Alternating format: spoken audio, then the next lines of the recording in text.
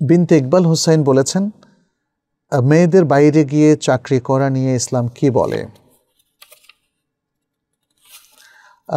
যেমন টিচার হওয়া, ডাক্তার হওয়া, এসব পেশায় নন মাহরামদের সাথে কাজ করতে হয়। এক্ষেত্রে ইসলামের বিধান কি? জাযাকাল্লাহু খায়রান।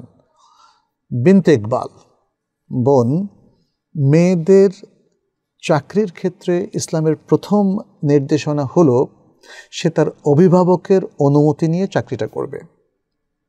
যে মেয়েদের বিয়ে হয়নি কিন্তু তাদের বাবা আছেন, অথবা বাবা নাই ভাই আছেন, ভাই তার অভিভাবক আর বাবা থাকা অবস্থায় বাবাই প্রধান অভিভাবক, তাদের অনুমতি নিয়ে সে চাকরি করতে পারবে।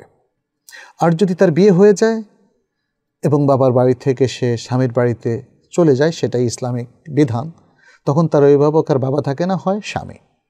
ফলে স্বামীর অনুমতি নিয়ে সে চাকরি করতে পারবে, এটা প্রথম কথা। এবং এই চাকরিটা টিচার হিসাবে করা, ডাক্তার হিসাবে করা, কিংবা অন্য বৈধ কোনো পেশায় নিযুক্ত হয়ে করা, এটা জায়েজ আছে।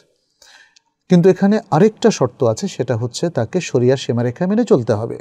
আপনি বলছেন একসাথে কাজ করতে হয়, একসাথে কাজ করে ইসলামে জায়েজ নেই। ছেলেরা ছেলেদের মধ্যে, মেয়েরা মেয়েদের মধ্যে কাজ করবে। ছেলেদের জন্য আলাদা শিক্ষা প্রতিষ্ঠান হবে, মেয়েদের জন্য আলাদা শিক্ষা প্রতিষ্ঠান হবে। এবং মেয়ে ডাক্তার, মেয়ে যারা নার্স, তারা সাধারণত মেয়েদের চিকিৎসা দেবেন।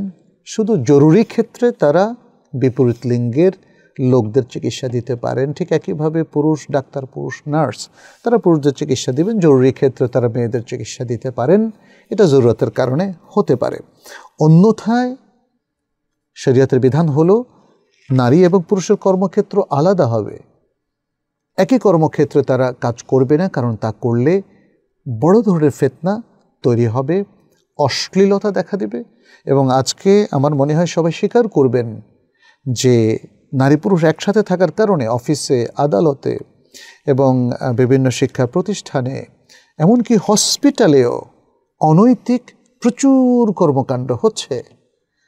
এগুলো মানুষ অনেক সময় প্রচার করে না লজ্জায়, আর এগুলোকে অন্য মানুষেরা সাধারণ মনে করে বলে, তারা এগুলোকে প্রচার মাধ্যমে আনে না। কিন্তু এগুলো দেদারসে ঘটছে, আপনারা জানেন সেগুলো এখন অনেক কিছু প্রচার মাধ্যমে চলে আসে। অতএব আমরা চাকরি নিষেধ করব না, কিন্তু শরিয়া মেনে চলতে হবে। যদি কেউ শরিয়ার বিধিবিধান না মেনে তিনি চাকরি করে যান, তাহলে এই চাকরিটা তার জন্য হারাম হবে।